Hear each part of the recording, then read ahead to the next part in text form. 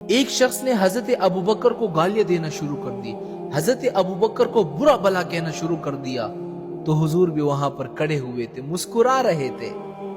حضرت ابو بکر رضی اللہ تعالی عنہ خاموش کھڑے ہوئے تھے، کچھ نہیں کہا۔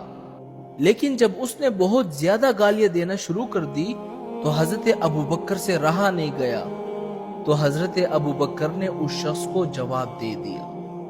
اس پر حضور پاک صلی اللہ علیہ وسلم وہاں سے ناراض ہو کر چلے گئے۔ حضرت ابو بکر سے رہا نہیں گیا، حضور کی خدمت میں حاضر ہوئے، فرمایا یا رسول اللہ، وہ شخص مجھے برا بلا کہہ رہا تھا، آپ بیٹھے رہے، سنتے رہے، مسکراتے رہے، اور جب میں نے اس کو ایک دو باتوں کا جواب دے دیا آپ ناراض ہو کر اٹھ کر چلے گئے۔ آپ صلی اللہ علیہ وسلم نے کیا خوبصورت جملہ کہا کہ اے ابو بکر سنو، جب تم خاموش تھے نا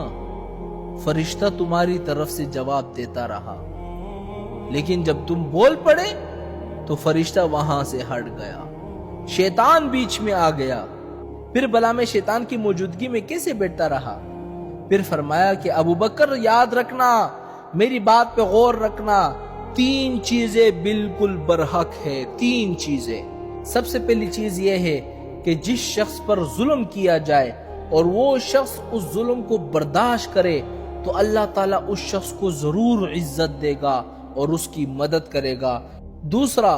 جو شخص اچھا سلوک اور احسان کا دروازہ کھول دے، اس لیے کھول دے کہ صلہ رحمی کے ارادے سے لوگوں کو دیتا رہے،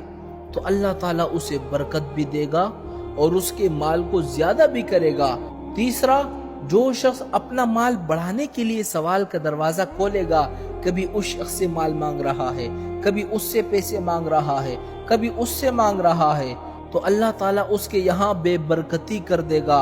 اور کمی میں ہی مبتلا رہے گا، اس کا مال کبھی نہیں بڑھے گا، ہمیشہ کم ہی رہے گا۔